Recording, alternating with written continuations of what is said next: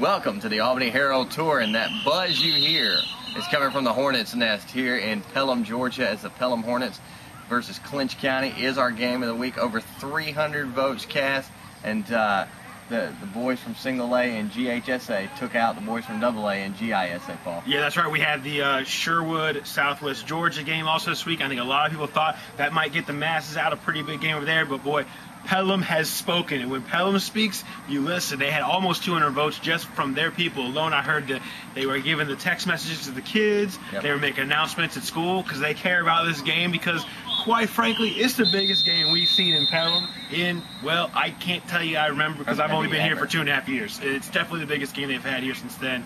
This senior class here at Pelham only won one game for this season. That was last year against Randolph-Clay. So a lot of excitement here in Mitchell County. And we will get to that game, but before we do that, let's take a look at that GISA AA game. Right. Sherwood SGA.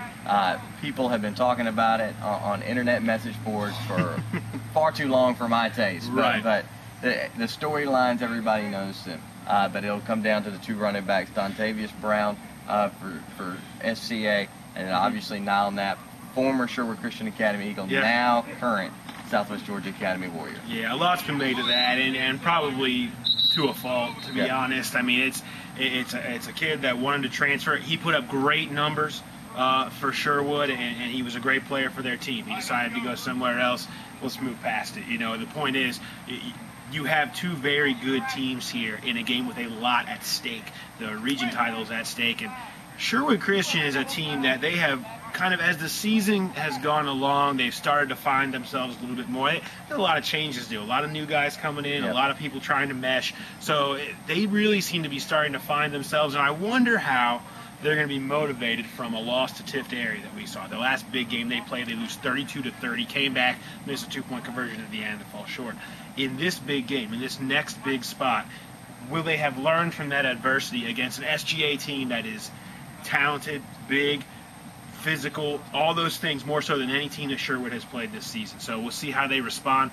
Personally, I feel like Sherwood is not going to be able to hang up front with SGA. SGA has a lot of big boys they bring in there, and when they start pounding Niall Knapp, and we talked about this when they played Deerfield, is if when Niall Knapp can get 4 yards a carry, if his average is that 4, and then he pops one, you're not going to beat them. You have to keep them out of 3rd and 2. So I don't know if Sherwood can do that. So that's why I think SGA will have a little too much, and they'll end up pulling this game. I agree. I think if you look at Sherwood's schedule, you know, the big physical teams that they've struggled with, their two losses, Strong Rock and Tift area physical teams, that they kind of outmanned them there, and then close games they played against a Westwood team that was physical with them. Ultimately, the numbers caught up to Westwood in that game.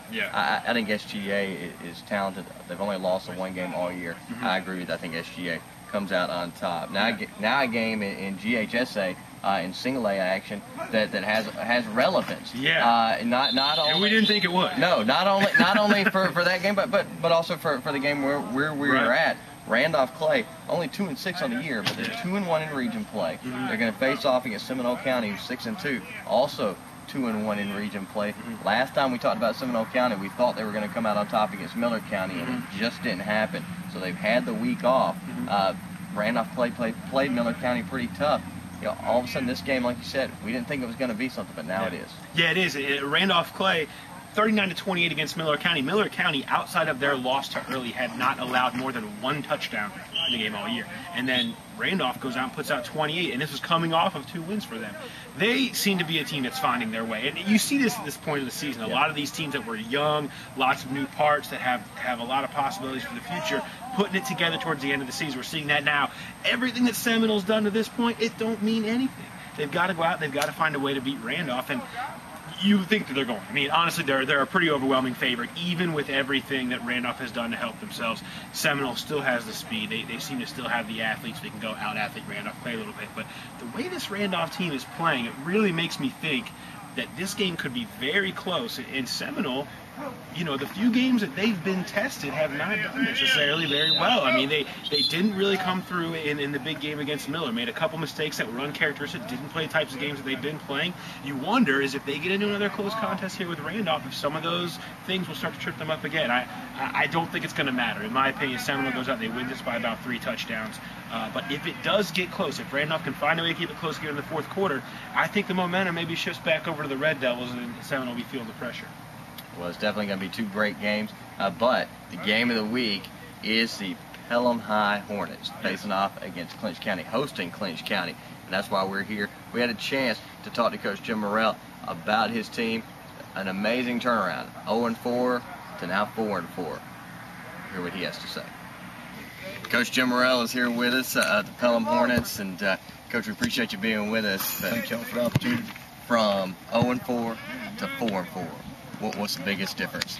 Biggest difference is the kids believe. They believe in themselves. They believe in their teammates. They believe in their coaches, and they believe that we're going to win now. Instead, you know, I've told them the last several weeks, and we keep talking about it, and you know, tell them today, if you don't think you're a winner, you don't belong here. We want to start thinking like winners.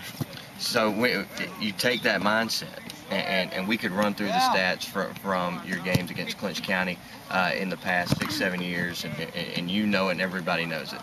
But now you come in and you're undefeated in region, they're undefeated in region. This is a huge contest. How does that mentality then affect how you're going to play against Clinch? Well, I think one thing it's going to do is it's going to give our kids some confidence, you know, and that's what we talked about earlier.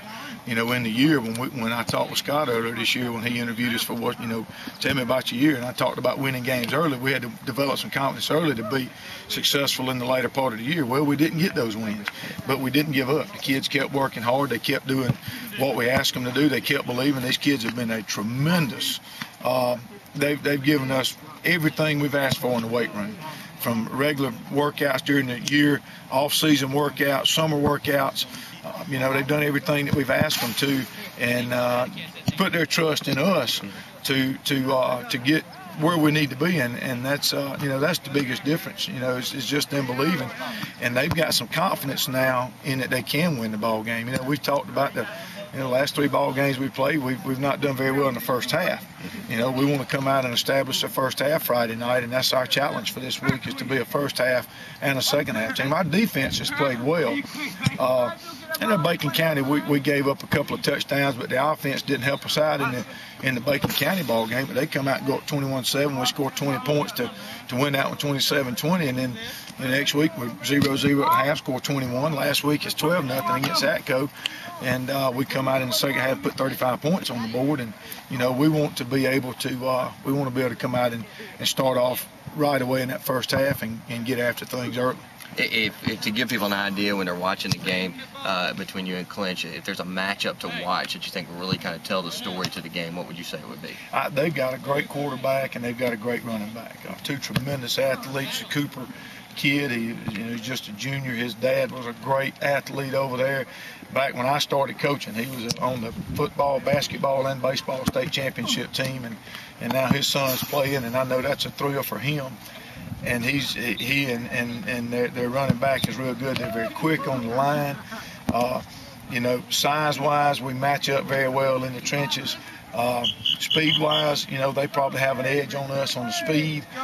You know, as far as a key matchup, I think the biggest thing is going to be who's able to control the ball and not turn it over, and you know, keep the ball moving.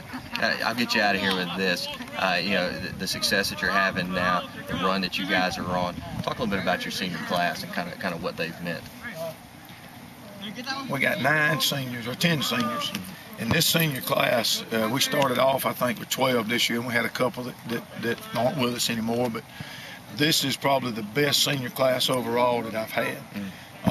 They work hard, and I've had some good ones. I'm not taking anything away from any of my past senior classes, but these guys, and I told them on the bus before our first win, before we ever beat Calhoun County to get that first win, I told them they were the ones. This is a group to turn it around. They're going to be the ones to be able to go back and say, I was a senior class that got the program turned around at Pelham and got it headed in the right direction, because we got some good young guys coming. And the thing about it is these guys have been leaders for us. They've pushed the younger guys. They've not accepted anything less than their best. One of my best leaders right now is a freshman, Denzel Jackson. Denzel has come on for us, and he's probably my most vocal leader, and he backs it up with his play too.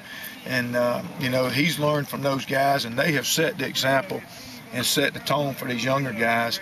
And talent-wise, it's a very good group. A lot of people have thought that there's not a lot of talent in Pelham, but I told them in the very beginning, I told them last year when they got here, we do have talent here. We just got to put it in the right spots, get them to believe in themselves and what they do, and let's put it all together on the field. Coach, thanks a lot. Thank you very much. We appreciate y'all being here. This is great. Thank you.